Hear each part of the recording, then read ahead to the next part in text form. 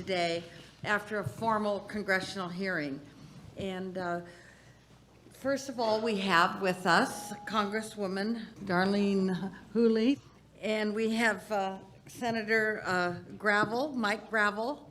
We have Congresswoman Carolyn Kilpatrick, and we have Congressman Congressman Merrill Cook. And we are all retired. So among us, we have 80 years or more experience, but 80 years just on the federal level. And Roscoe and I were classmates. We have 20 years each. And I have to tell you, it is our commitment today, as if we were part of a hearing in the House of Representatives, it's our commitment to listen through objective ears and to ask the kinds of questions that we think that the American people would like us to ask so that they can become better informed, because obviously there's going to be a press on this. And we would like to make the public more aware, and we would like to have a hearing that could lead possibly to legislation or policy making. So if we're objective, if we're businesslike, and we stick to the issue, I think we're going to have a very, very interesting week. And right now, though, we get to swear in the first two witnesses. Very quick opening remarks, and then the first panel of witnesses will sit all right. after us. Okay, first we will have our opening remarks. And initially, I think Dr. Edgar Mitchell will be brought in on Skype. Good morning, Dr. Mitchell. Good morning, all to this meeting. And I'm speaking to Florida. Unfortunately, had conflict, so be with you week. But for all my potential help to about this subject, I have a former astronaut, flew to the moon on Apollo 14, and so I have a little bit of off the Earth experience. But also, I grew up near Roswell, New Mexico, a ranch boy, and the so-called Roswell incident of 1947 occurred when I was a senior in high school and getting ready to go off to college in the East. So, and I have been interested in this subject for many years. But let me set up the basic credentials. For the first time in our human history, our technology is showing us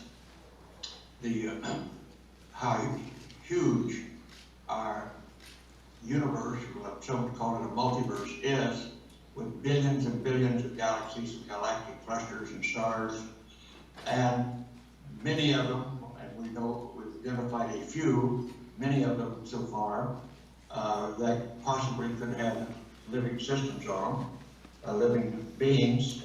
And we have a history that I'm aware of, particularly starting with the Roswell incident, but even long before that we have been visited by aliens or visitors from different star systems and different planets. And of course, if we continue our endeavors, we will in due course be able to go outside our solar system as well. At the moment, our technology is not allowing us to do that, but in due course, we will be able to do that, I'm quite sure, and we must, because our sun will only last a few more billion years, and we're even doing things to it that cause it to be life on this planet to be unsustainable at the rate we're going by using up non-renewable resources and so forth. And so we have to rethink about this whole issue of our being here on this planet at this point in time, and how do we continue our life here, and how do we continue being stalwart citizens of planet Earth and keeping our civilization going, and eventually be able to leave our planet and go somewhere else and investigate somewhere else, because we're not alone in the universe. They have been coming here for a long, long time, it seems. The evidence would suggest that. We have been having visitors for a long, long time, perhaps hundreds, maybe even 1,000 years. There are some that would even say that the pyramids, both in Egypt and in South America, that aliens aided us in building those, and that seems to have a reasonable ring to it. But in any event, we're not alone in the universe, and we're only now beginning to get enough evidence through our science and our understanding of the way the universe is put together to recognize we really are alone, and that we can, in due course, just like others have, it appears, they come here, we can go there. And so I think we'll have a lot of testimony here today regarding that fact, and I urge you to listen to it, and let's open this up to the larger picture and acknowledge, yes, we're not alone. They are here. We can go there, and in due course we will. And for the last, I've been very interested in this for the last 16 or 17 years on the basis of speaking about it publicly. And since I went to the moon 47 years ago, and my colleague, Gordon Cooper, also had an incident when he was at Edwards Air Force Base as a duty officer, had a UFO land while he was on duty. So there's a number of us that have had these types of experiences to say, yes, we're not alone, we have been visited, and let's go forward in understanding this phenomenon. And I hope you have a good week, and I'll stay abreast with you as long as I can. Thank you. Thank you, Edgar.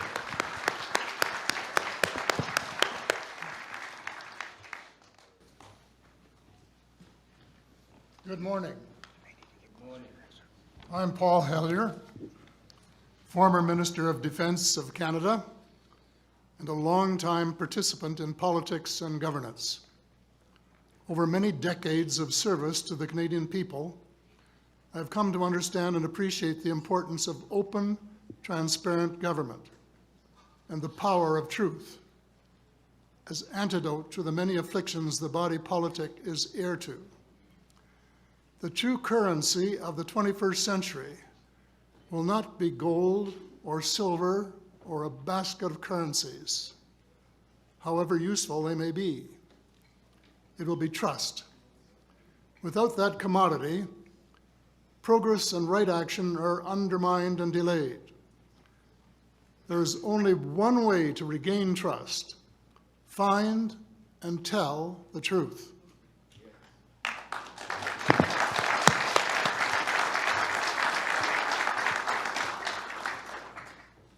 Whether to your friends or family or to the citizens of nations, I believe this citizens' hearing serves that purpose. And like my friend Edgar Mitchell, I say without equivocation, we are not alone in the cosmos. We have neighbors. We should try to get to understand them and to cooperate with them.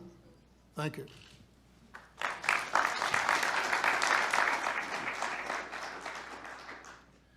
Good morning to the committee.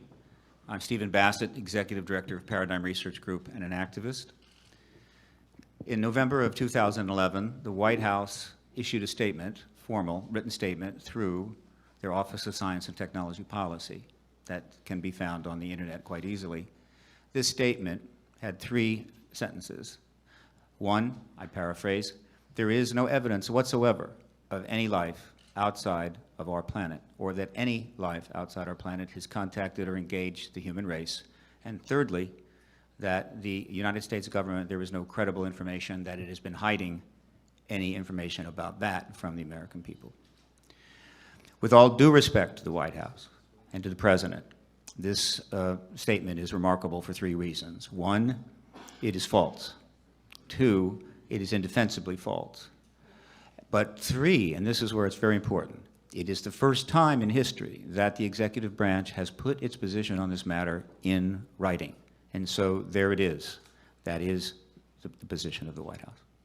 What is going to take place this week, we hope, is that a portion of the massive amount of evidence confirming the alternative to that statement, that we are in fact being engaged, is going to be presented to the American people presented to the political media, to the Congress, up the street, for their consideration.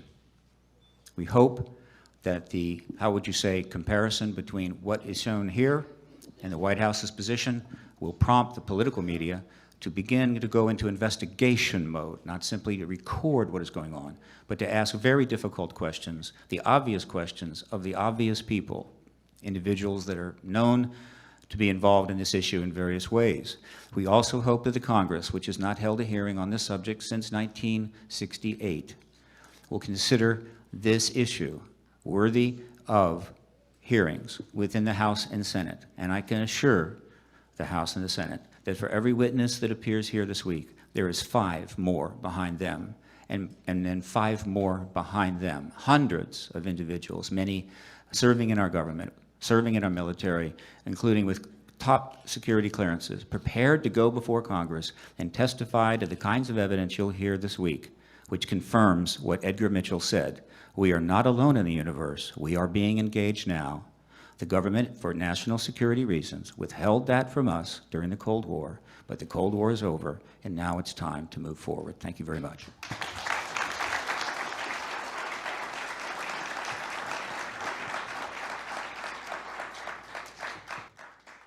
As co-chair of this hearing, I'd like to make a brief statement.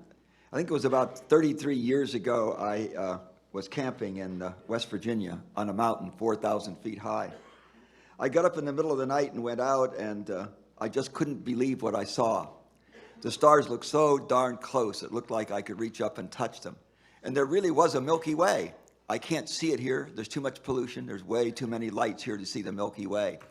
We're just one star, a fairly mediocre star in the Milky Way. If the Milky Way was the United States, we're a fairly mediocre star somewhere in South Georgia. And there are a million other galaxies out there, a billion perhaps out there like ours. And you have to be very arrogant and very presumptive to believe that this, I'm a scientist. I got my PhD 66 years ago. And you have to be very arrogant and presumptive to believe that this is the only place where life exists in a universe this large. So I'm really looking forward to the testimony today. Thank you all very much for being here.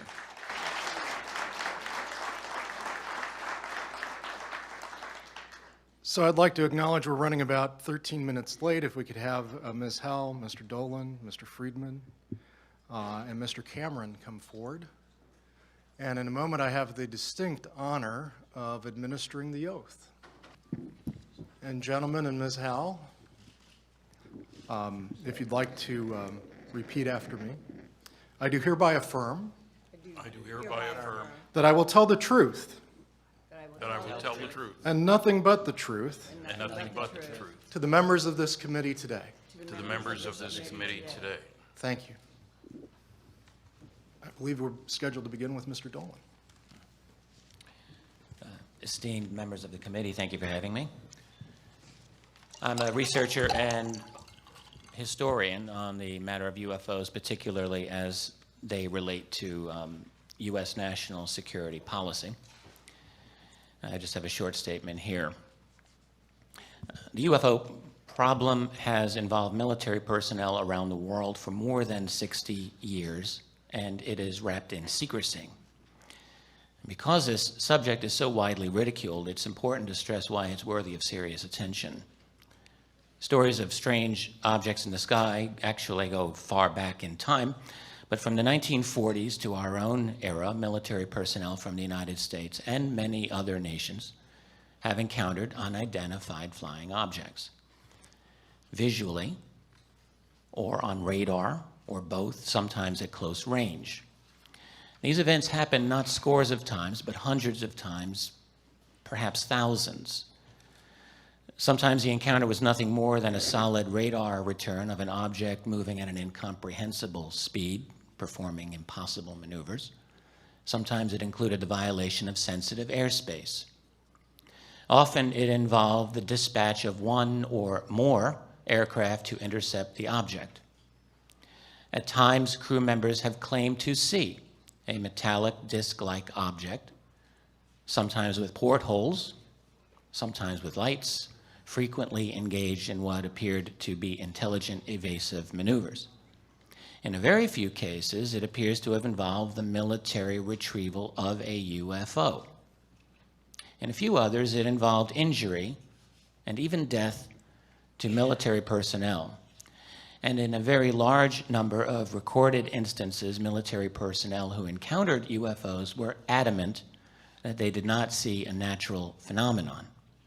This is clearly a serious development, and it has been treated as such by those groups charged with maintaining national security. The CIA, the NSA, and all branches of military intelligence have historically received UFO reports and discussed the matter as something of serious concern. And yet, the military and other branches of government have created the fiction, for public consumption only, that the UFO problem is nothing to be concerned about, certainly not the result of little green men. We are fortunate that starting in the 1970s, the U.S. Freedom of Information Act began to help researchers learn some of the truth that lay behind the facade of propaganda. We learned, for example, that some U.S. military analysts initially feared that the Soviet Union might be behind the flying saucer wave of the 1940s and 50s. They studied this possibility but rejected it. They also rejected the possibility that these were secret American technology. And indeed, options quickly narrowed. Either this was something real and alien, or it was something conventional, but as yet unknown or unexplained. Already by the end of 1947, a contingent of analysts at the Air Technical Intelligence Center, ATIC, at Wright-Patterson Air Force Base, believed that UFOs were extraterrestrial. And by the summer of 1948, that team prepared what they called an estimate of the situation, stating the extraterrestrial hypothesis. The response: the team was dispersed and reassigned. Yet, thanks to FOIA and the courage of a few senior officials to go on the record, we have a collection of statements about UFOs that are so numerous as to be impossible to mention all of them here. But a few might give you an appropriate flavor of what I mean. Here is one from General Robert B. Landry, Air Force aide to President Harry S. Truman. Landry says, in an oral history interview given about 40 years ago, "I was called one afternoon in 1948 to come to the Oval Office. The president wanted to see me. I was directed to report quarterly to the president after consulting with Central Intelligence people as to whether or not any UFO incidents received by them could be considered as having any strategic threatening implications." Landry went on to say that he continued to brief President Truman in conjunction with the CIA quarterly for the rest of the Truman presidency. That's no less than 16 briefings. We might want to know why a man as busy as President Truman was, why he would take the time out of his schedule to have so many meetings about UFOs. And yet we have no official transcript or record of those briefings. This is a statement from a top secret 1948 Air Force intelligence report called Analysis of Flying Object Incidents in the U.S. Quote, "The frequency of reported sightings, the similarity in many of the characteristics attributed to the observed objects, and the quality of observers considered as a whole support the contention that some type of flying object has been observed. The origin of the devices is not ascertainable." And just two more quotations here I want to give you. An Air Force intelligence report from 1951 relating to an aerial encounter by a U.S. fighter pilot. Object described as flat on top and bottom and appearing from a front view to have round edges and slightly beveled. Quite a bit of detail there. No vapor trails or exhaust or visible means of propulsion, described as traveling at tremendous speed. And one more quote from the early years, this one from a former head of the CIA, Roscoe Hillenkotter, speaking in 1960. "Behind the scenes, high-ranking Air Force officers are soberly concerned about UFOs, but through official secrecy and ridicule, many citizens are led to believe the unknown flying objects are nonsense." Now, how much clearer a statement should responsible citizens, academicians, media, and political leadership require before demanding to get some reasonable answers as to what is going on behind the scenes in relation to the phenomenon of UFOs? Because the problem certainly did not end during the 1960s or 1970s or 1980s, but has continued to the present day. During the summer of 2002, just outside this city, over the town of Waldorf of Maryland, dozens of witnesses reported an incredible scene. Multiple jet fighters chasing multiple large, unknown objects that were of blue and orange coloration. All the witnesses, two of whom I interviewed personally and several of whom spoke to national media, described the amazing performance and capability of these objects. The Air Force itself admitted that it had scrambled F-16s to investigate unknowns, which it had also admitted it had tracked on at least one of these objects on radar. We also learned that the UFO simply disappeared from the radar. The Air Force conclusion was that it could have been, quote, any number of things. Now, perhaps we might like to know precisely which things. What blue object can descend at an 80-degree angle, stop, reverse course, and accelerate away from two F-16 jets near the nation's capital in post-9/11 America? Might be an interesting question to ponder. Over Chicago O'Hare's airport, in November 2006, same kind of situation. A dozen United Airlines employees, including at least one pilot while on the ground, saw a hovering disc-shaped object below the clouds. It then accelerated away so fast that it punched a hole through the cloud. United ordered its employees to silence, but one of them reported the event anyway. After denials by United and the FAA, both agencies were forced to acknowledge that indeed those people had made UFO reports. And again, we might ask, what might this have been over one of the busiest airports in the world, and why the steadfast silence and denial? These are only some of the better-known recent cases. There are, in fact, an overwhelming number of them. The two largest websites for collecting North American UFO reports, the National UFO Reporting Center and the Mutual UFO Network, have a combined total of well over 10,000 reports every year. Now, clearly many or most of these would turn out to be something prosaic if they were given an adequate investigation. But go through some of these reports. Many of them are truly incredible, and many of them have indeed received follow-up investigation. They are unexplained, and at least by our conventional wisdom, unexplainable. The combination of astonishing performance, powerful statements from selected senior officials, and unremitting silence and dismissal by our political establishment point to a problem. This is not merely the problem of cognitive dissonance. It is the problem of a political system in which the wheels have fallen off the machine. It is imperative, in the name of science and responsible public policy, that we get those wheels back on and begin a genuine, open investigation of this phenomenon. We demand and deserve answers from responsible officials who ought to be in the know. And if they're not in the know, we all need to investigate and find out just who is. Thank you.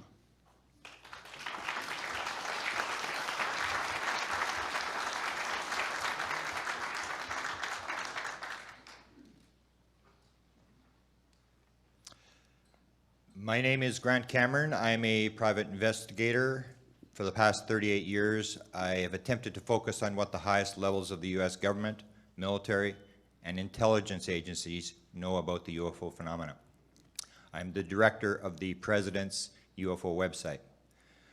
As Steve Bassett mentioned, the Obama administration has come out with an official statement stating there is no ET evidence for an interaction with ETs, and there is no cover-up.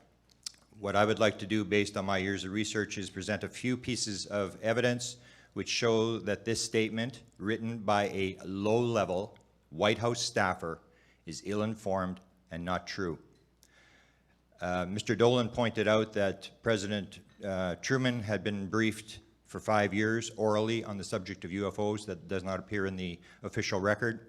I'd like to add that Truman on video does make a statement stating, yes, we discussed it at every conference we had with the military. There were always things like that going on, flying saucers and other such things.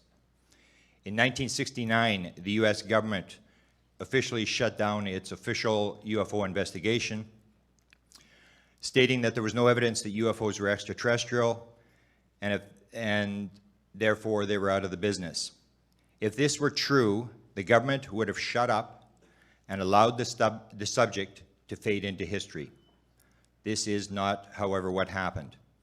Only 3 years after shutting down their program, the US Air Force, at the direction of the Secretary of the Air Force, contacted 2 documentary film producers who signed an official film contract at the Pentagon to do a documentary on UFOs. They were provided with a number of films and pictures, including a film of extraterrestrials landing at Holloman Air Force Base, of which they used 8 seconds in the final production. They were given another film marked Top Secret that was never returned and is still in their possession. The documentary was funded with $250,000, and they were asked not to source the funder of the money in the credits.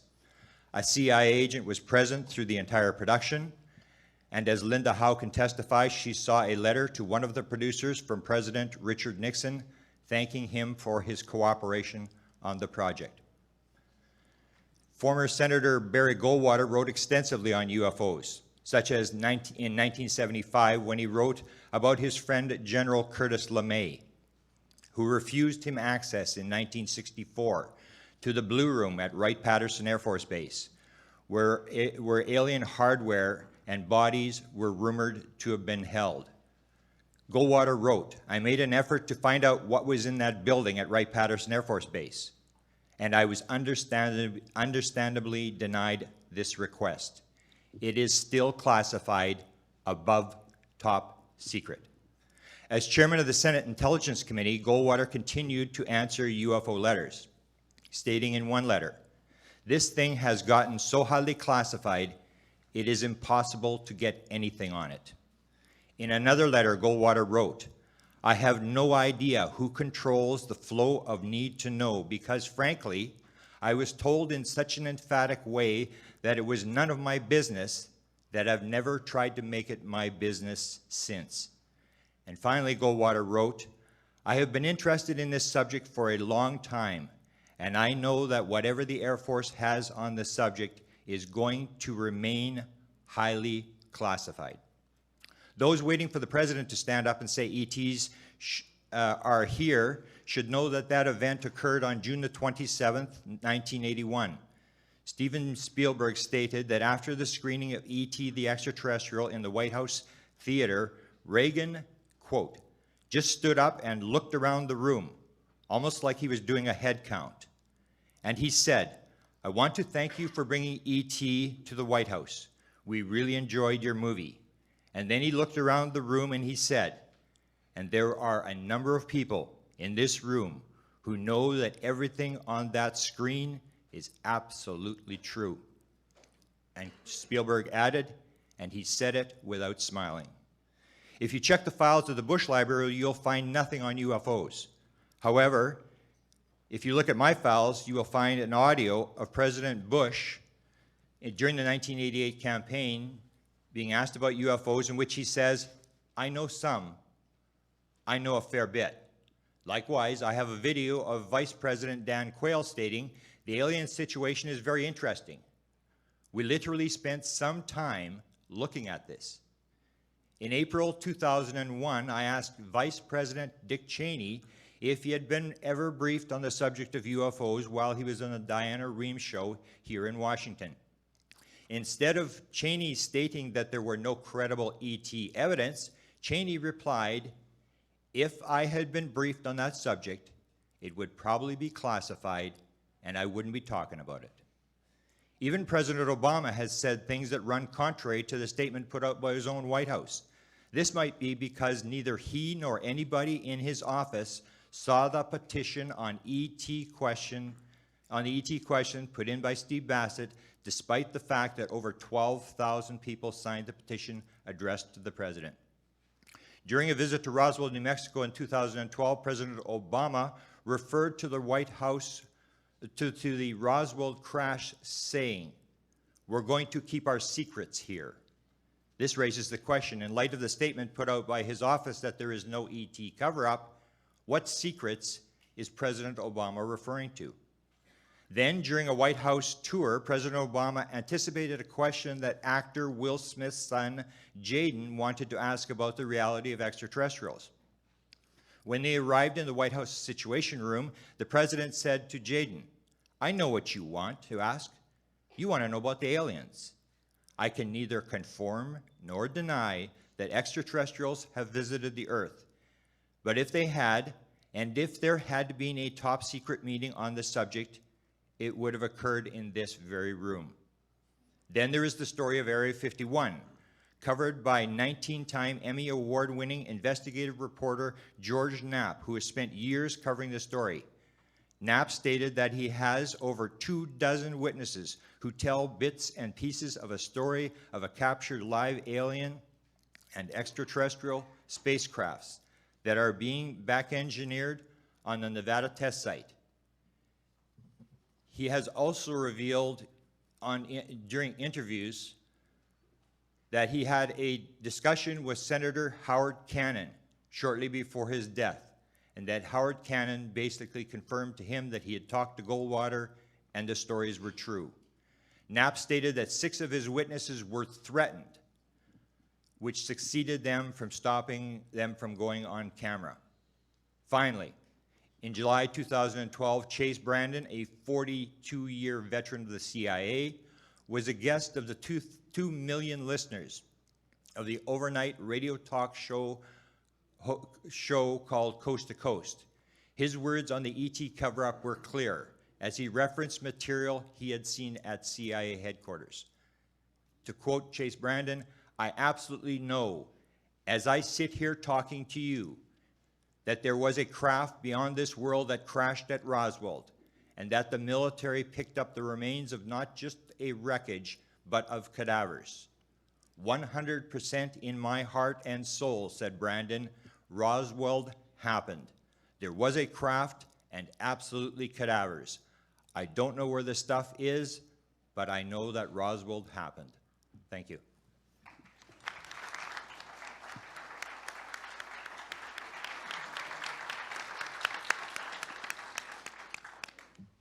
Thank you for inviting me here. As a retired nuclear physicist who has been studying the evidence about UFOs since 1958, and since 1967 has given well over 700 lectures in all 50 states, 10 Canadian provinces, and 18 other countries, I've reached 4 major conclusions. 1, the evidence is overwhelming that Earth is being visited by intelligently controlled extraterrestrial spacecraft. In other words, some, underline 10 times, some UFOs are alien spacecraft. Most are not. Don't care about them. 2, there is no doubt that a small number of people within governments, both in the United States and overseas, have been actively covering up the truth about these visits. There really is a cosmic Watergate.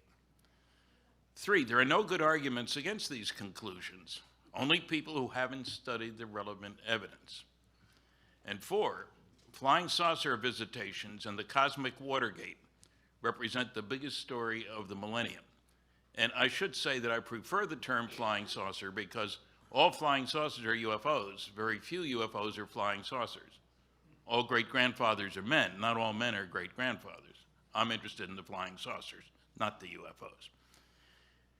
The basis for these conclusions: A, there are at least 5 large-scale scientific studies which provide substantial evidence. These include Project Blue Book Special Report Number 14, the largest study ever done for the United States Air Force, covering more than 3,200 cases with more than 200 charts, tables, graphs, and maps. It is quality evaluation, cross-comparison between unknowns and knowns. The official press release lied about the data. I'll document that in a minute. It is almost never referenced by UFO debunkers. Dr. Carl Sagan, we were classmates at the University of Chicago, claimed there are interesting UFO sightings that are not reliable, and reliable UFO sightings that are not interesting. But there are no cases that are both reliable and interesting. This statement was not backed up by reference to data, but is directly contradicted by the Blue Book Special Report 14 data. It was found that the more reliable the case, the more likely to be unexplainable. United States Air Force Secretary Donald Quarles, in the very widely distributed press release when the 1955 study was completed, flat out lied. It's a strong statement, and I'm sorry to make it, but it's true. He stated, quote, "We believe that no objects such as those popularly described as flying saucers have overflown the United States. Even the unknown 3% could have been identified as conventional phenomena or illusions if more complete observational data had been available." The fact of the matter in the report that he was talking about is that the unknowns comprise 21.5% of the cases, completely separate from the 9.3% listed as insufficient information. The 3% number was a lie. Furthermore, a statistical comparison of the unknowns and knowns showed that the probability that the unknowns were just misknowns was less than 1%. It must further be noted that the press release did not give the title of the report or the company that did the work, Battelle Memorial Institute. If they'd given the title, surely some newsman would have said, "Hey, what happened to reports 1 through 13? I'd never heard about them." The correct answer, had it been given, would have been that they were all classified. It's a very valuable source of information, this report. It's funny how the debunkers never talk about it. Another primary source of valuable data, which should be of interest to you all, are the congressional hearings of July 29th, 1968, which included testimony from 12 scientists. The most important paper was by Dr. James E. McDonald, professor of physics at the University of Arizona. He had talked to 500 witnesses, but he presented 41 outstanding cases, including multiple witness radar visual sightings, sightings by pilots, by astronomers, by meteorologists. He noted physical trace cases, of which by now more than 5,000 have been collected by Ted Phillips from 95 countries. They get dull. Same thing was happening all over the world. Saucer is seen on the ground. It leaves. They find physical changes. Happens here. It happens there. It happens everywhere. 1/6 of those cases involved reports of small beings associated with the craft while it was on the ground. I was the youngest contributor to those, and I think the only survivor since then, to those hearings in 1968. And I was the only one without a PhD. That might tell you something. I'm not sure what. The proceedings, incidentally, are still available online. One of the contributors was Dr. J. Allen Hynek, chairman of the astronomy department at Northwestern University, and for 20 years, United States Air Force scientific consultant to Project Blue Book. His book, The UFO Experience, A Scientific Inquiry, should be required reading by anybody who's going to talk about flying saucers, especially negatively.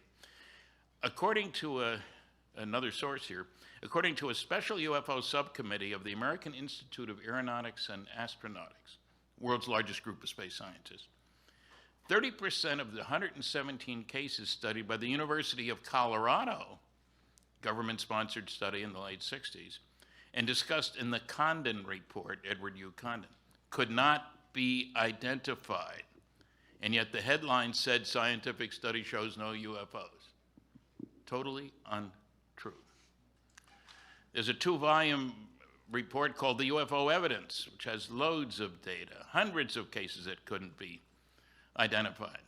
There's also the Cometa report from France, which goes into numerous excellent, officially involved cases in France. There are a dozen PhD theses about UFOs. One of them demonstrating how poor the press coverage has been.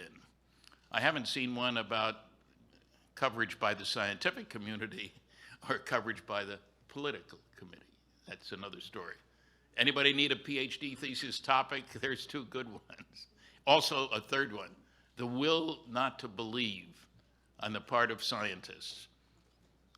It's a sickness, a disease, if you will, infecting people who think they know all there is to know and don't. A really bad example of bias and ignorance appeared in Astronomy magazine this month, May 2013, by Dr. Phil Plait. He does a blog, The Bad Astronomy. The title of the article, believe it or not, is The Science Behind UFOs. It's a cover story. He somehow manages to mention none of the 5 large-scale scientific studies that I've just talked about, or any of the 5,000 physical trace cases, or any multiple witness radar visual cases, or abductions, nor advanced technology studies at national labs and in industry showing trips to nearby stars in reasonable round-trip times using fusion propulsion are feasible. I worked on fusion back in the early 60s. And to give you a form of reference, every star in the universe or multiverse produces its energy by nuclear fusion. That's what H-bombs are all about. And a good demonstration of the atom and the UFO together, if you will, is that in a very short period, we managed to go from a 10-ton blockbuster, World War II, 1945, took a big B-29 to carry it. That was in 1944. In 1945, the first A-bomb, 15,000 tons of TNT, not 10.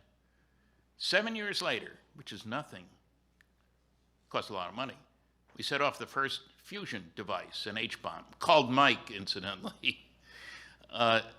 It released the energy of 10 million tons of TNT. So you go from 10 to 15,000 to 10 million tons. And the Russians sent off one that was 50 million tons of TNT. The point is, we know how to get to the stars if we want to spend the money. I'm not saying it's the ultimate technology. I'm saying scientific progress comes from doing things differently in an unpredictable way. The future is not an extrapolation of the past. You have to change how you do things. And you know, what gets to me, having worked on fusion propulsion, fission propulsion, nuclear reactors for space applications, and all the rest of this, is that we tend to forget that if you make enough stupid assumptions, you can prove almost anything is impossible. One quick example, one astronomer in 1941, he was fed up with all the science fiction stuff about going to the moon. That was nonsense, he said. So he published a scientific, in quotes, paper calculating the required initial launch weight of a rocket able to get a man to the moon and back. Legitimate question, how big is it got to be? Pages of equations, he concluded it have to weigh 1 million tons. He was off by a factor of 300 million. Proving if you make enough stupid assumptions, you can prove anything is impossible. So we have reason to be very careful when somebody says something is impossible. I have a whole book of It's Impossible, Isn't It? Was going to be the title, but Science Was Wrong is what the publisher decided on. I like the first one better, but anyway. Let's look at another progression, not only in bombs. Ferdinand Magellan's ship, he didn't make it, but his ship did, went around the planet in 3 years, in 1523. 3 years. 3 years before the mast, you might say. Science fiction writers had going around the world in 80 days in the 19th century. The space station goes around the world in 90 minutes. Progress comes from doing things differently. A second problem I found, I worked under security for 14 years for major companies like GE, GM, Westinghouse, McDonnell Douglas, TRW Systems, Aerojet General Nucleonics. I set a record for working on canceled government-sponsored research and development program. Not intentionally, you understand. Another one of the false myths is that governments can't keep secrets. 2 astronomers have demonstrated this. Dr. Seth Shostak of the SETI Institute, you know, S-E-T-I, that stands for Silly Effort to Investigate, incidentally. That's another story which I've written about in the book. Said you can prove that the government can't keep secrets by how badly FEMA fouled up with Katrina and how poorly the post office is operated. Now, if you can see a connection between either of those things and governments keeping secrets, I sure can't. He didn't mention the CIA, the DIA, the NRO, the NSA, and all those other alphabet soup agencies.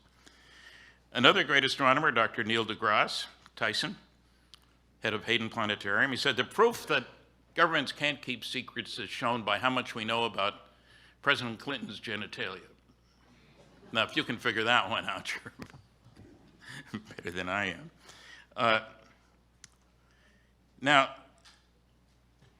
the proof, and I'll show some of this in my lecture Tuesday night, about government cover-up. It's not just an idle concept. If you wish, you can get a hold of 156 top secret Umbra NSA UFO documents.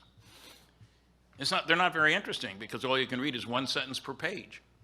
Everything else is whited out, not blacked out. They said that was too impressive on television when I used that. They told me this.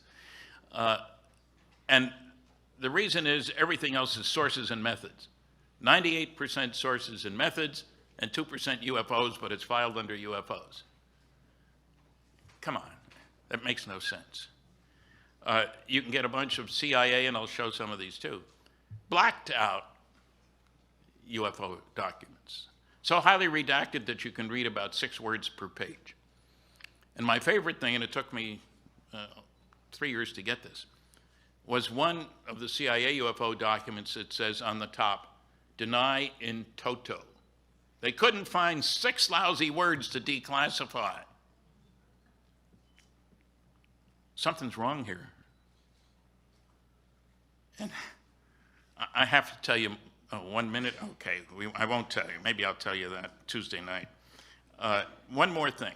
Air Force General Carol Bolender stated that UFO reports which could affect national security, he was asked to look about what we should do about Project Blue Book, are not part of the Blue Book system. UFO reports which could affect national security are not part of the Blue Book system. Incredible statement. I located him, I talked to him on the phone, he verified there are 2 separate reporting channels. You never heard that from the Air Force. His job was to decide what to do about Project Blue Book, and it was canceled because of this memo. But the public never heard that he said, reports which could affect national security are not part of the Blue Book system. People are surprised. Just one more sentence here, 2 sentences. I've won several debates on UFOs. I've only had 11 hecklers and over 700 lectures. It's past time for the press, scientific, and political communities to do their homework. And I should add, at least 3 UFO crashes have occurred. You'll hear more about those later in these hearings. Thank you very much.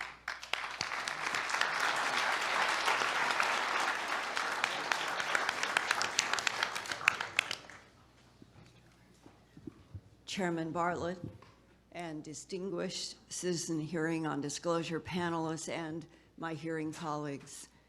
My name is Linda Moulton Howe. I grew up in Boise, Idaho, where my father, Chet Moulton, was director of aeronautics. One of his friends was Kenneth Arnold, who reported the unidentified flying objects over Mount Rainier in June of 1947, and a local reporter then coined the phrase UFO, unidentified flying objects.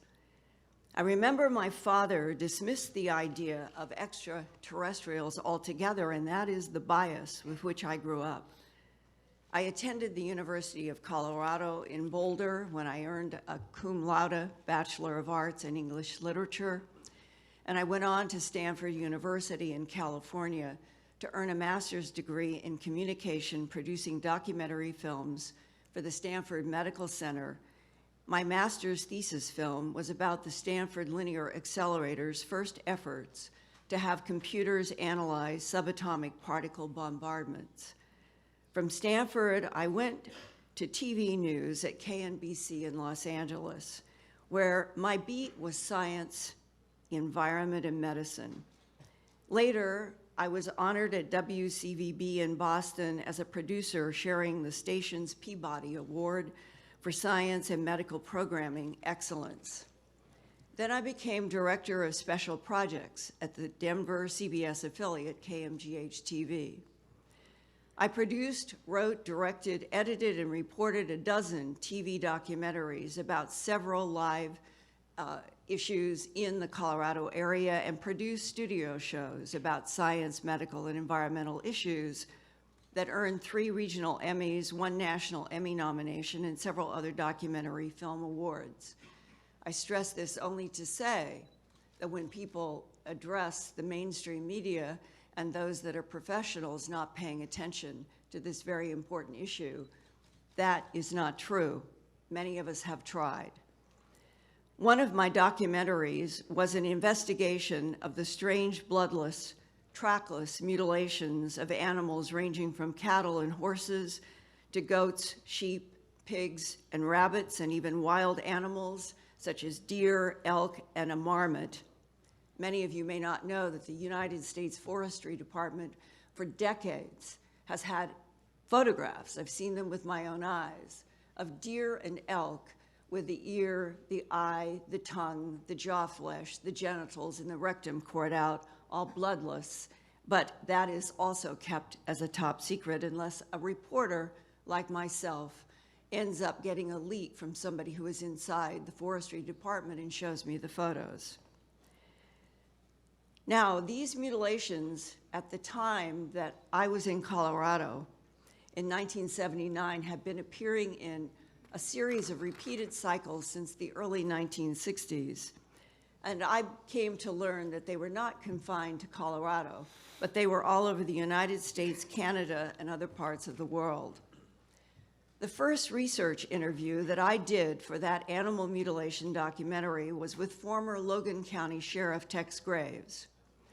He told me bluntly on my first meeting with him, quote, "The perpetrators of animal mutilations are creatures from outer space," close quote. But he would not go on the record in front of a camera and say those words for a public to see. He said, "You will have to get somebody else to tell you that truth."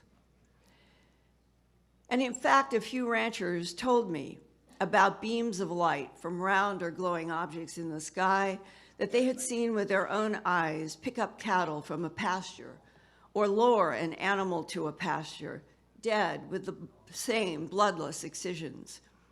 The beam transport would explain why there are no tracks, not even the animal's own tracks, around bodies that are found on dusty pastures that have no grass. The animals are found in what is equivalent to face powder with no tracks around a 2,000-pound or 1,800-pound animal that has an ear, eye, tongue, jaw flesh, genitals, and rectum removed without any blood. The documentary that I produced, A Strange Harvest, was awarded a regional Emmy. Home Box Office in New York City later contacted me to follow up on A Strange Harvest with an hour special for HBO with the working title, UFOs, the ET Factor. A contract was signed, and New York attorney Peter Gersten, who filed the first Freedom of Information request back at the end of the 1970s for information about UFOs, and his filing went to the CIA, the NSA, the DIA, the NRO, and other military offices. He arranged for me to have a meeting at Kirtland Air Force Base in Albuquerque.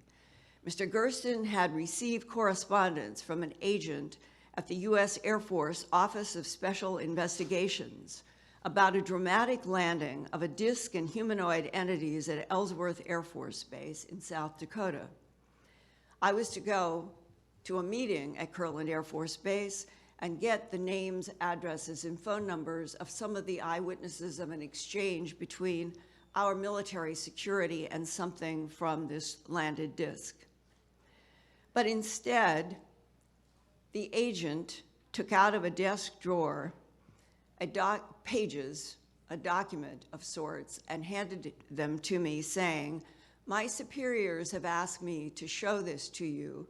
You can read it, you can ask me questions, but you cannot have this paper," and ordered me to sit in the middle of the room in order to read the document that he was handing me.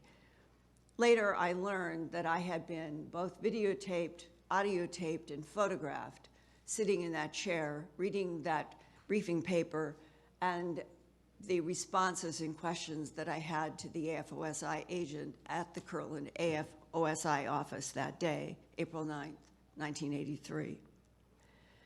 The document had a title, all caps on a front page, quote, "Briefing paper for the President of the United States on the subject of unidentified aerial craft," and in this document, the phrase unidentified aerial vehicles was also used, UACs and UAVs instead of UFOs.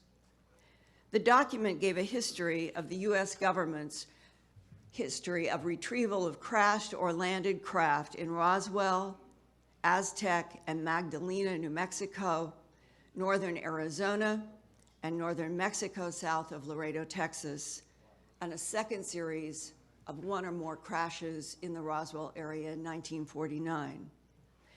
The alleged presidential briefing paper also described information from a live extraterrestrial biological entity, the acronym is EBE, EBE, taken from a crash site near Roswell, New Mexico in 1949, 2 years after the historically famous 1947 July crashes of not discs, but my understanding is wedge-shaped craft that contained small humanoid bodies, both dead and alive.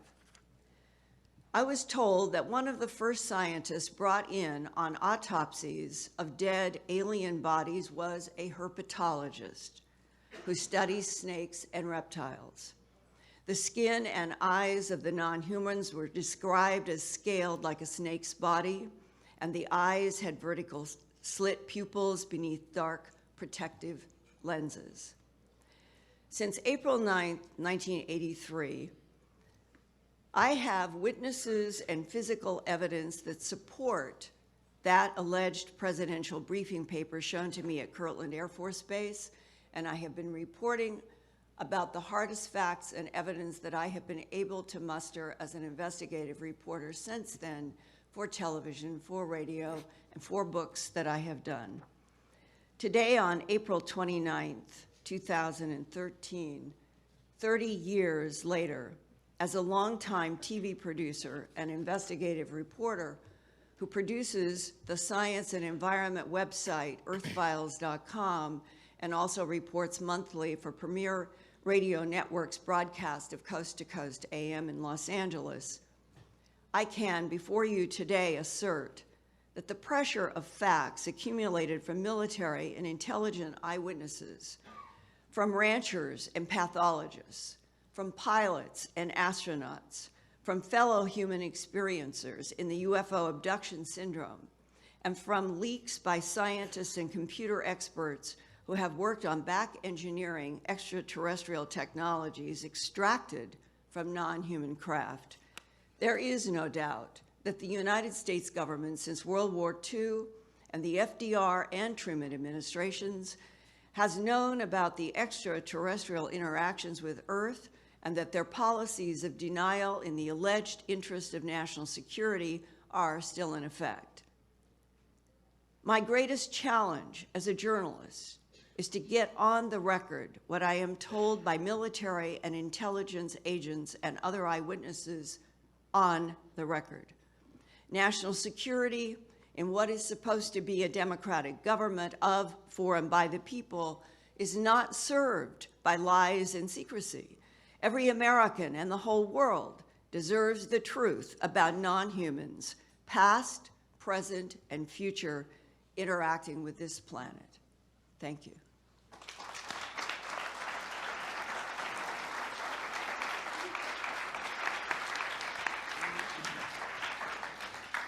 If I've done the time calculations correctly, we now have about 5 to 6 minutes for each of the 6 members of the committee to engage in questions with the panelists. As is my custom as a co-chair, I will reserve my questions till the end. I've always done that in the Congress. If my questions have been asked by my colleagues, I will simply thank the witnesses.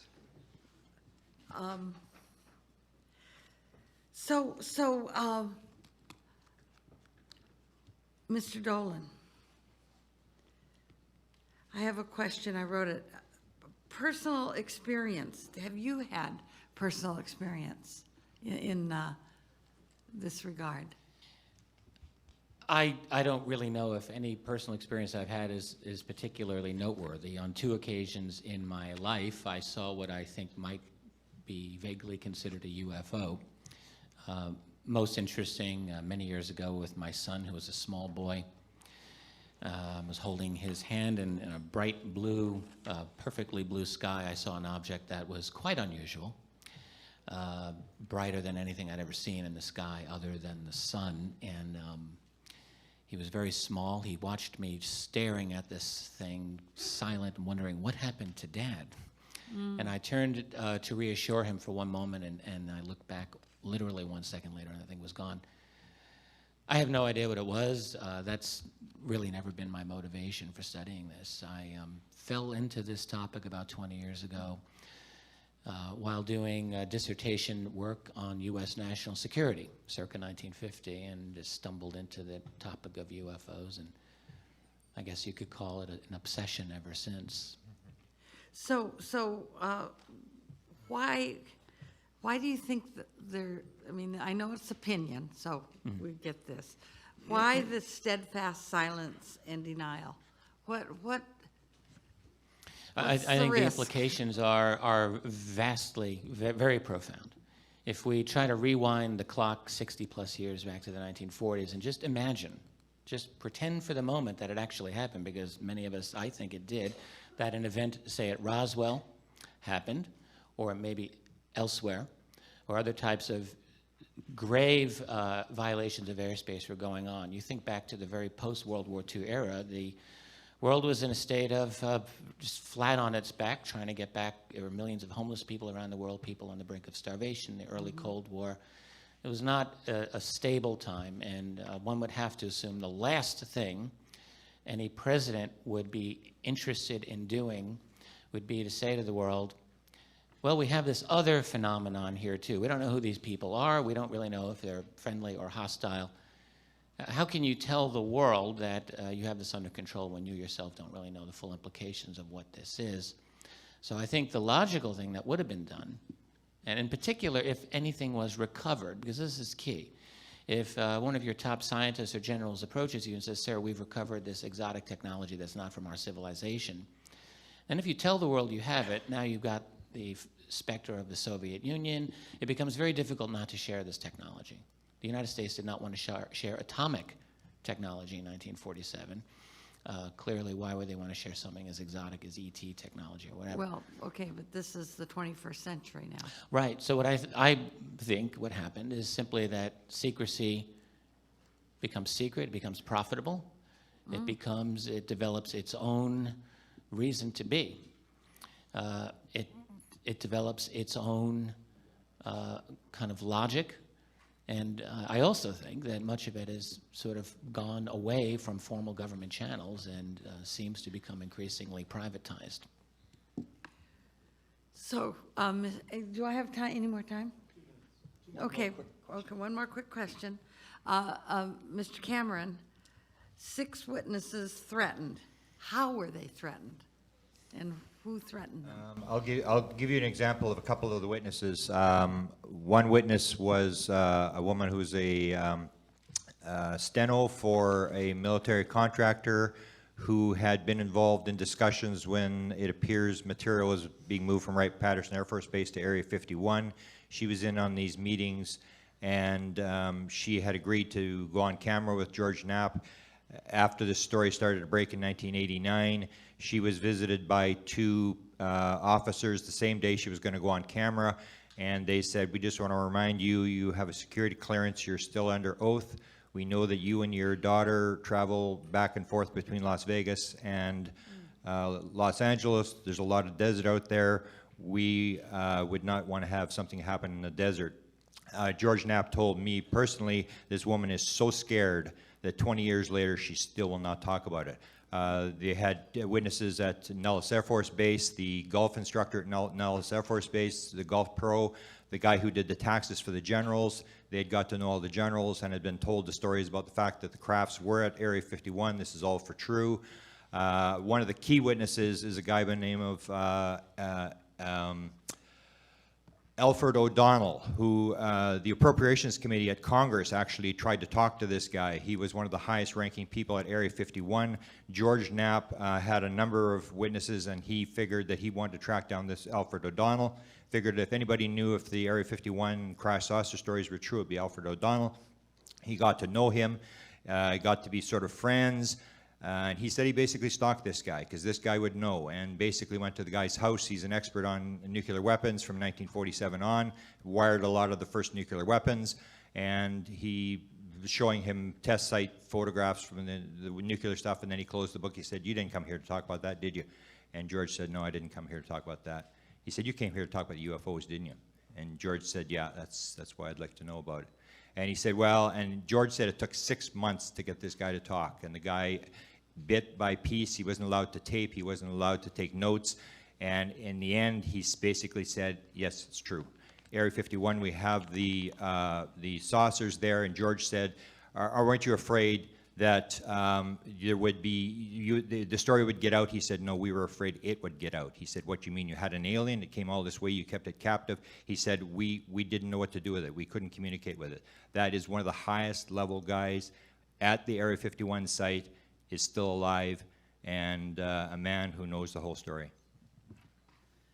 Thank you. Ms. Kilpatrick. A few things. Thank you very much for your testimony. Very, very good, very good. Mr. Freeman, you were going to answer or add something to what Congressman Woolsey said. I'll give you that opportunity for a minute of my time if you'd like.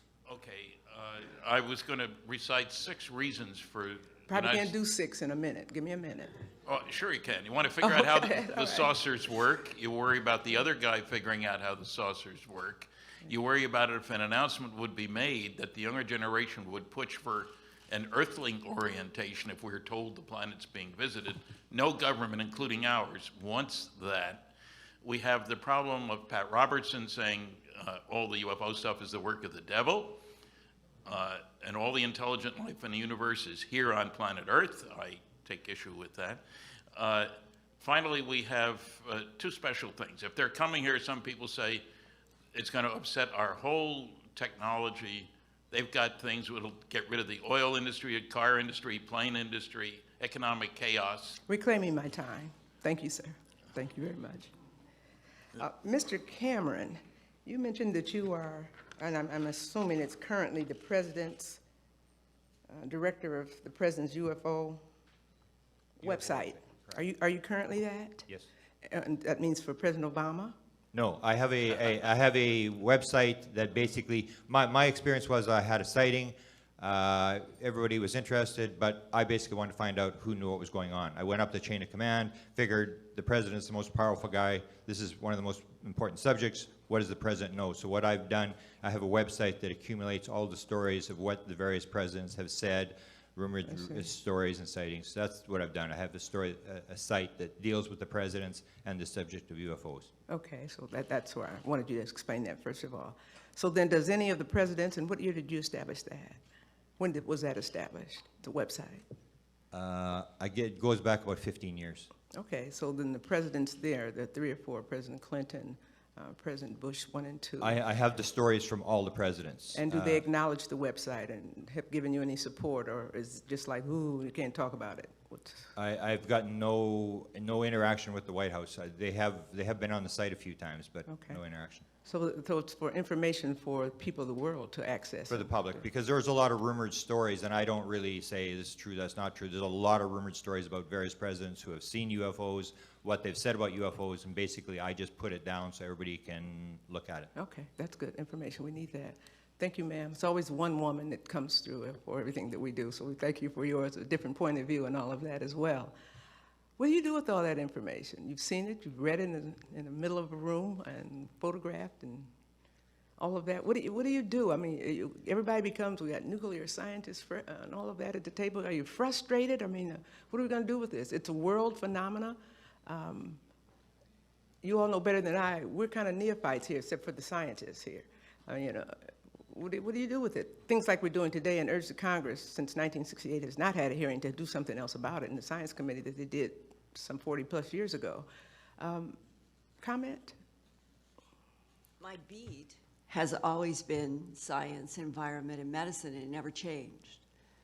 And it was getting into the animal mutilations and having the shock of law enforcement tell me that the perpetrators were creatures from outer space that was quite stunning. I did feel like I was Alice in Wonderland going through a mirror into a completely different reality than what we live in our 9-to-5 daily lives. I produced the documentary that had a large broadcast in Colorado and the surrounding states in 1980, May 25th, 1980, called A Strange Harvest. And after that, as a professional working as director of special projects at the CBS station, I went on to do astronaut training in Colorado, Martin Marietta, and 1,000 other subjects over the last 30-some years. So you are documented. You are, obviously, people call on you, so you're verified.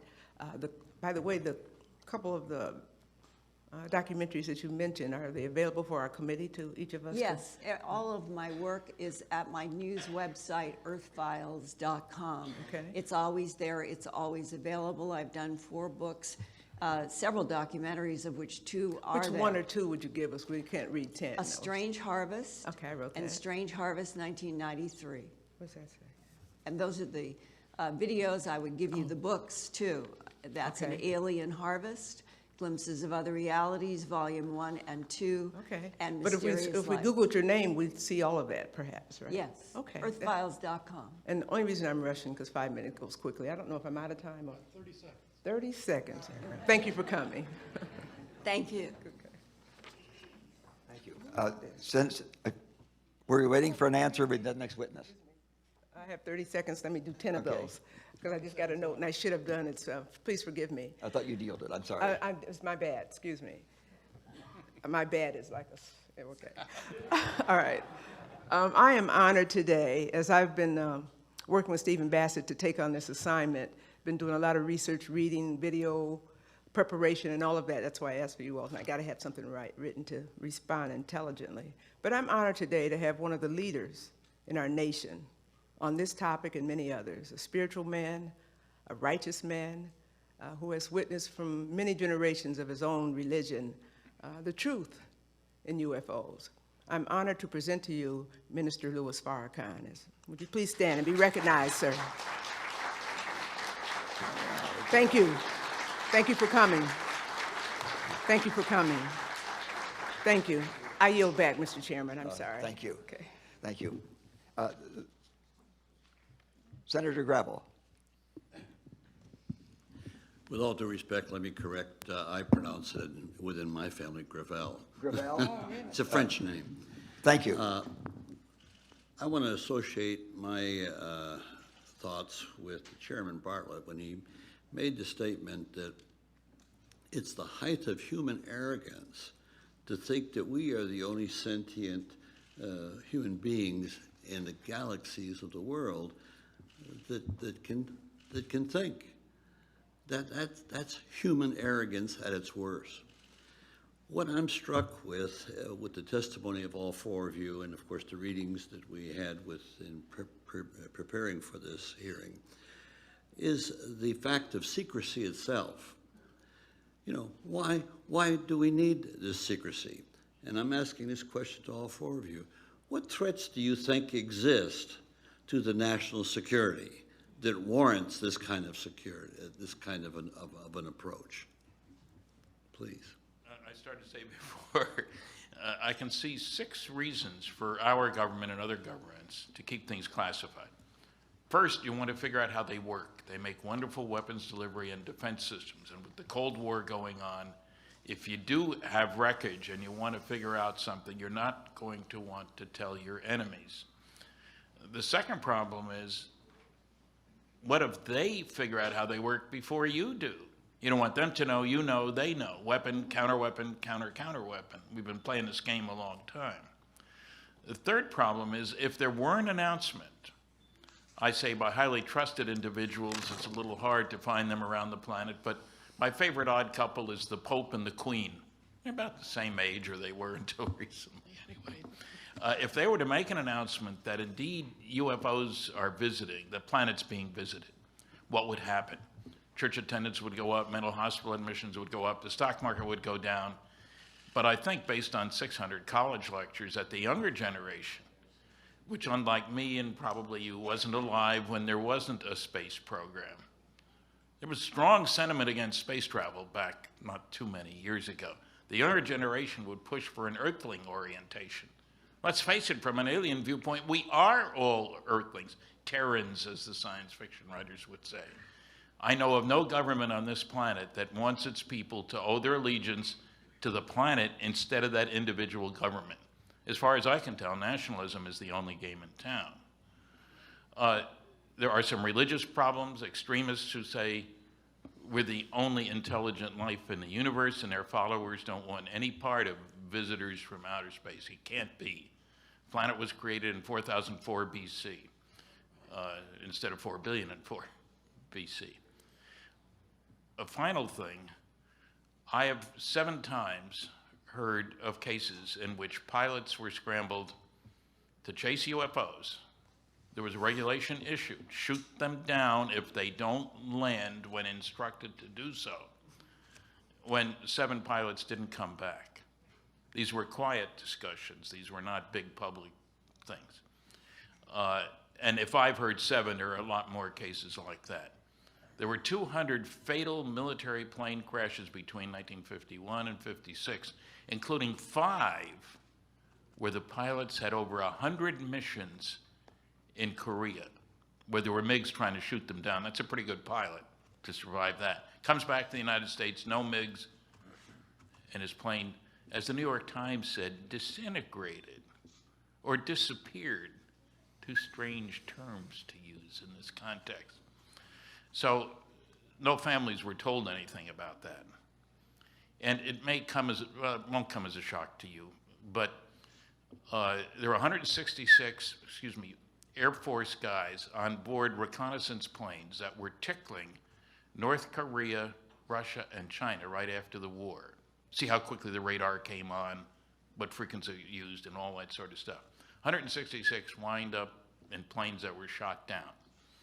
Not one word in public about that. Families were not told until 2001, where a meeting was called and the medals were given out and an explanation was given. I say that only because a lot of people think, well, certainly they would have told the families, those 7 planes. So that's an area of concern, I think, to admit that we can't do anything about these guys. Powerlessness is not something that attracts people to government. May I add a very quick follow-up and not taking a lot of time? I talked earlier about why I think that the possession of certain radical technology would have initiated some of this secrecy. Also, I think the need to maintain some level of social control, not knowing what these other beings were, at least in the early years. But I think what happens is once a secret goes on for long enough, it becomes a real nightmare to kind of contain. I can only imagine the difficulty that President Obama would face if he were somehow to make this announcement. I mean, really, if he were if something were to force him to make an admission that yes, these UFOs apparently, at least some of them, are real. What does he then say at this press conference? I know what he'd like to say, which is, well, thanks everyone, I'm going on a vacation for about 6 months. Because there are a lot of follow-up questions that would be, frankly, very uncomfortable for him to deal with. I think one of the questions that most responsible journalists would want to ask is, how on earth were you guys able to keep this secret for over 60 years? How did you do it? And the implications for getting into that whole issue are a nightmare, because you're starting to deal with, has there been some level of control or over the mainstream major media, academic community? In fact, there are many off-the-shelf academic studies that show intelligence community influence over our major journalism and over our major academic communities. It's not a big secret. There's a long-standing relationship. But there would be some very deep questions to ask about that, about the nature of special access programs and unacknowledged special access programs, its primordial black budget. All of these would now become the target of citizen inquiry. And I believe firmly that an admission on this topic, in addition to all of the scientific and existential issues that it raises, also gets into just some nasty, concrete political issues that I don't think any presidential administration would want to have to deal with. And I could add to Please. that, from leaked sources, military and intel that I have encountered in my career, there is a complexity that as you go deeper beyond lights in the sky craft, a government interest in back engineering technology.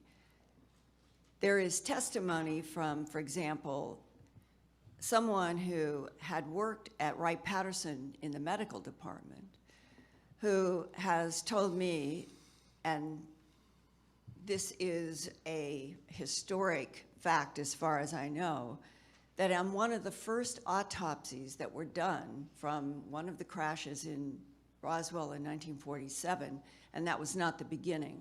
We had been retrieving craft and bodies from at least 1941 in Cape Girardeau, Missouri. But in terms of Roswell, one of the bodies, when the surgeon took a scalpel to start a T or a Y section on the autopsy, the report was, this is not tissue, it was fabric. And that in 1947, our government was discovering that they weren't probably dealing with the prime intelligence that was behind the craft, that they were dealing with something that would fall into the area of androidism. Today, we have drones that are overflying the world. Back in 1947, our government came to understand that some of the bodies that they were taking from these craft were not even biological tissue as we understand it. And then you combine that with a sentence that I read in the alleged briefing paper that I was shown at Kirtland Air Force Base in the OSI office, the quote, which has never left my mind: "These extraterrestrial biological entities manipulated DNA in already evolving primates to create Homo sapien," close quote.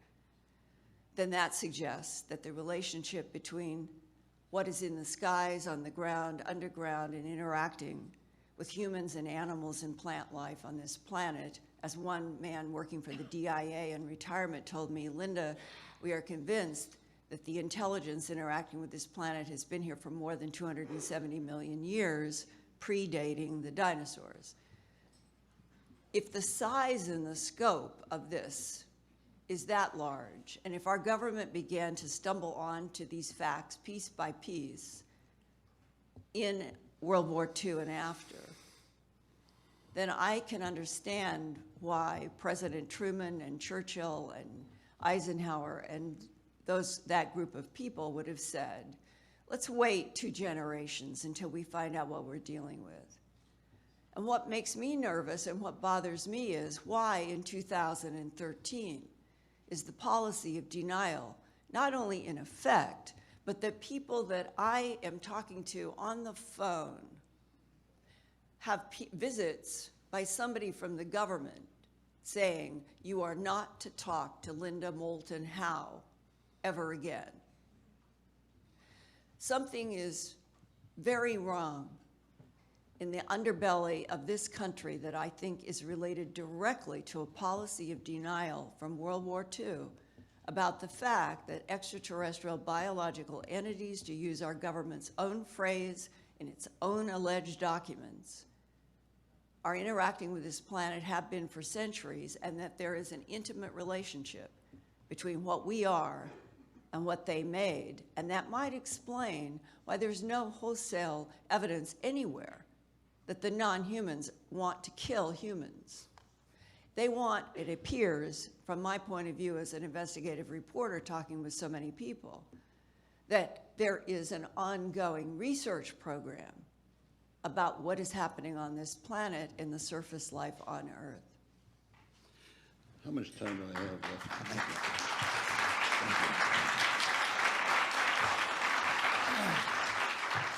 We're now running about 10 minutes late, Mr. Chair. Pardon me? Yes, I understand that time is slipping away. Several of my questions have been asked. I hope that that's true for the next two witnesses so that their question period may be shorter. Congressman Cook. I would like to claim my 5 minutes, Chairman, if that's all right. I'll give you 6. I'd like to ask Grant Cameron, maybe the first question, and if the others have a comment, be very happy to take those too. And Mr. Cameron, take a minute, but the others maybe 10 seconds if they have something to add. I think you're the one that talked about 5 years of hearings for President Truman. And Briefings, yes.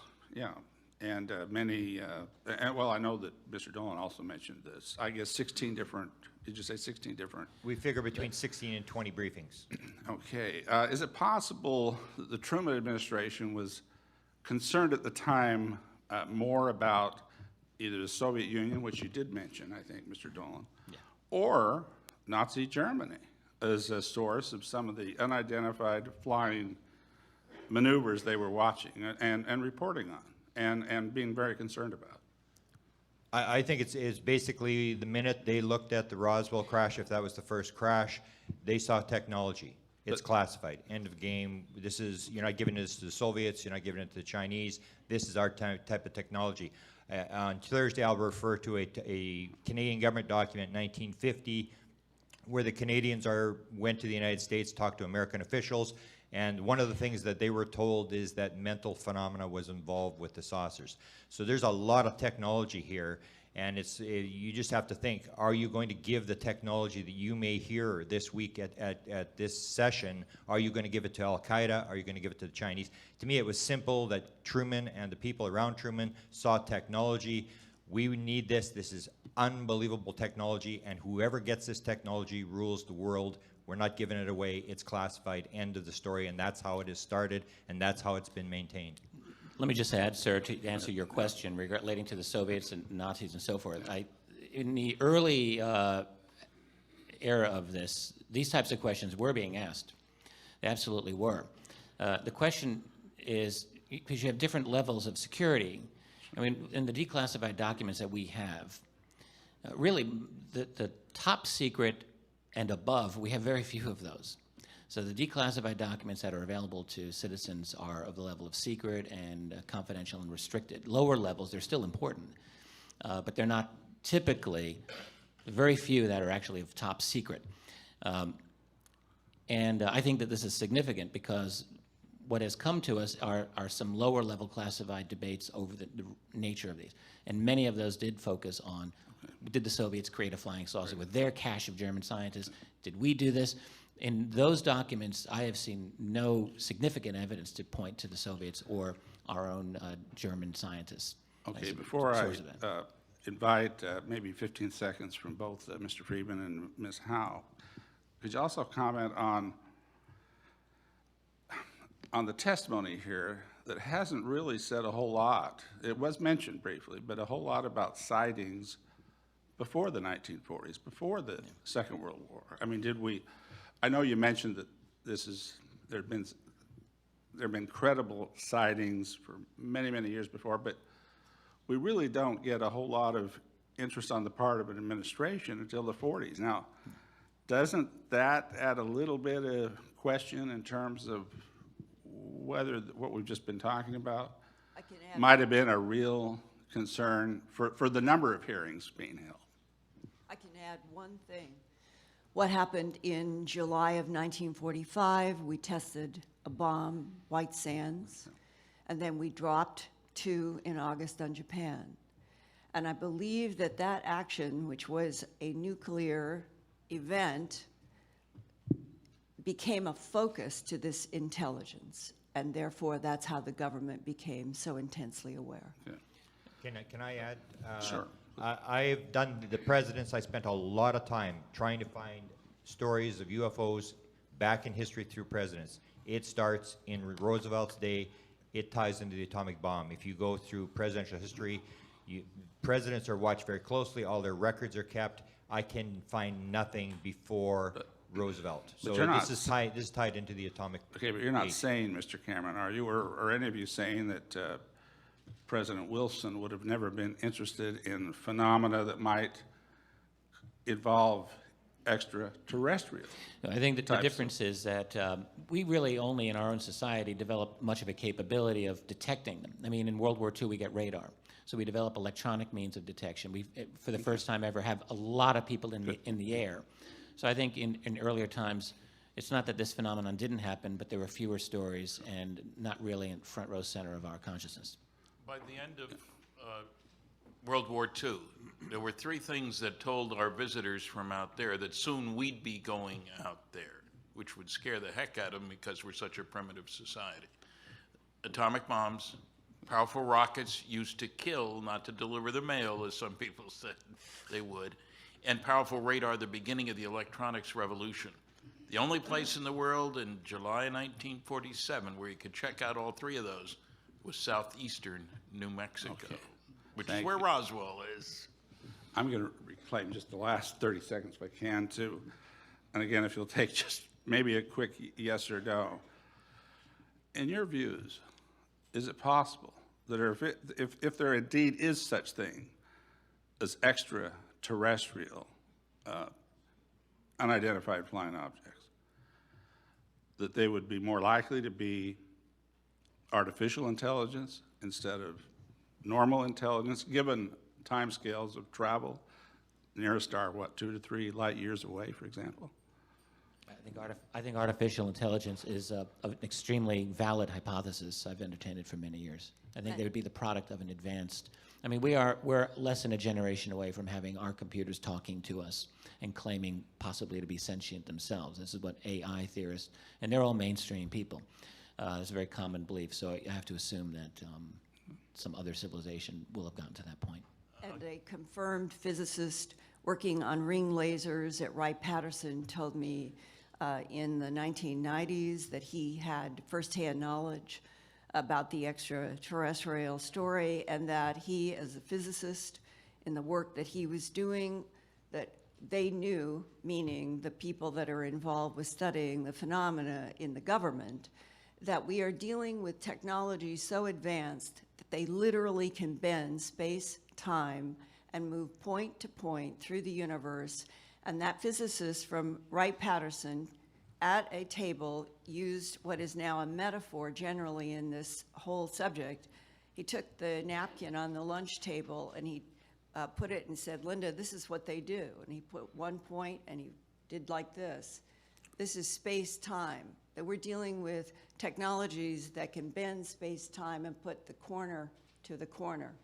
And that is why Euclidean geometry and time as we know it on this planet have no relevance to the phenomena and the intelligence that we're dealing with. Thank you.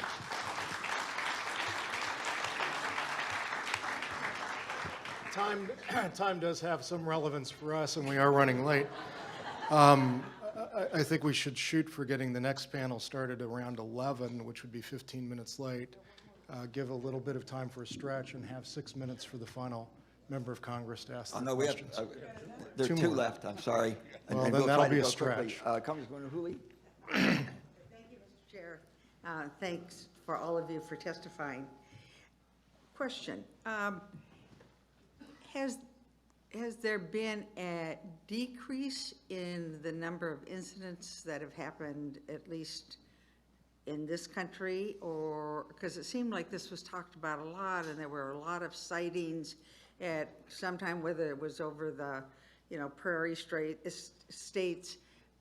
But that seems, you don't read about it very much today. That's the kicker. It's not a question of how much is going on, it's how much do we hear about it. I check most of my audiences at the end of my lecture, I don't have guts enough to do it at the beginning, and find that 10% of the attendees believe they've seen a flying saucer. But then I ask, how many of you reported what you saw? 90% of the hands go down. MUFON, the Mutual UFO Network, is getting over 600 reports a month. You don't hear about most of those cases, where the public's grown accustomed, I guess, or the media is unwilling to get involved. How many UFO reporters do you know? And I know of 2 competent journalists who are really into UFOs. That's an awful small number, George Knapp being one. And what about in other countries? Are they reported, or, is that? I find sightings everywhere. The sightings are very common, but what isn't uniform are proper distribution networks or reporting systems that are in place. So what we've developed here in the U.S. are a number of websites that collect reports, and as I mentioned earlier, my estimate is a rough one, but it's not less than 10,000 reports actually are written by people per year, 10,000 in North America, that's U.S. and Canada. Elsewhere in the world, there are obviously many sightings. They're increasing, they're not decreasing, because people are now having better capabilities of reporting these. One of the problems with less developed nations elsewhere in the world in years past is just, if you saw a UFO, who do you report it to? There was really no mechanisms to do it, and that's improving now. So now we're seeing reports out of China, India, Africa, and really around the world. But still, there aren't, there's not a lot of infrastructure among civilian groups, for example, who really would be the ones that publicize this, to get the word out. You have our YouTube channels and people doing this on their own. What really I think is needed is a kind of coordinated global kind of organizational effort, and hopefully we'll get that. Another problem is language. I am constantly confronted with the issue that something happens in China or South America or a country that does not speak English, and I'm an American journalist trying to report so that an American audience can understand. And I have worked sometimes for an entire week just trying to find a reporter in China or someplace who could help me do a translation so that you could get closer to firsthand facts. And it is so difficult. We're on a planet and where communication is basically blocked, whether it is country to country or even neighborhood to neighborhood in China, because the syntactical differences in the language there are so overwhelming that a man I know who lives there, works there from England, who tries to help, you still have translation problems there within very short distances. And so you take that to this complex phenomena. I know for a fact, every month across my desk and in my computer world, hundreds and hundreds and hundreds of reports coming from around the world. How do we follow up unless we have translators and an open government policy around the world where people feel that they can report honestly what they've encountered without some sort of retribution by the government, which is distinctly the way it is working in the United States, or criticism from fellow human beings? Humans are more afraid of ridicule and criticism from humans than they are of non-humans. Can I just You're absolutely right. Can I make a point that I made in my presentation, which sort of sums this up? The problem is the coverage. It's not how many sightings there are. The more people are covering it, the more sightings you're going to get. Basically, it comes down to the story of Chase Brandon. Chase Brandon was identified himself as the second most powerful person in the CIA outside the director to speak publicly on behalf of the CIA. He was the liaison for CIA to Hollywood. He could speak publicly on behalf of the CIA. He comes out in front of 2 million people and says, I saw the files, I saw a box, Roswell was real, there was aliens, this is for real, and nobody covered the story. It's as simple as that. It's just not being covered. Thank you. Thank you very much. As I had anticipated, most of my questions have been asked. There was lots of discussion on why a cover-up. Congressman Cook asked a question. There wasn't a lengthy discussion of it, and that is, there have been a number of sightings before anybody had an airplane or a lighter-than aircraft in the air, and I think that people need to understand that this is not just a current day. As our technology to develop, the sightings become more frequent, but there have been sightings way back in history. Am I not correct?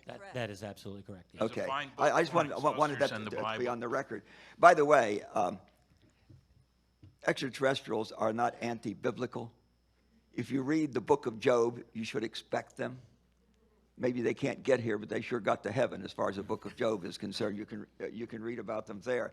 The one question I had which wasn't answered, and I would like you don't have to give an answer now because time's up, but I would like for the record for you to tell us how many unexplained sightings out there. Now, lots of these things can be kind of wished away and explained away. Two people that get on a craft, they could have rehearsed their lie so that they now, under hypnotism, tell you the same lie. You know, but there are some things that just can't be explained away. How many sightings have there been, unexplained sightings, that have been accompanied by radar? Sightings are easy, lights on clouds and so forth, and that can behave in very erratic ways. But, you know, how many of these sightings have been accompanied by radar tracks? If you could provide that from the record. It's not just a few, I understand. It's a great many of those. But I think the public would be very interested in how many unexplained sightings out there have been accompanied by radar where these objects were doing things that no known earthcraft can do. You can provide that for the record? We can try. We don't know, and we also know that such reports are carefully covered up, to use the expression. But I've seen some reference to those things. Do the best you can, because I think the public would like to know. Of publicly known, there have to be more than 100, probably several hundred, if we were to tally them together. And there presumably are many that just are classified. But there are quite a few that we do know about that have been declassified or that came out one way or another. There's quite a few. Yes. I don't know about thousands, but if you could give some indication, it's not just one or two. No. No, some indication so that the public can know how many of those.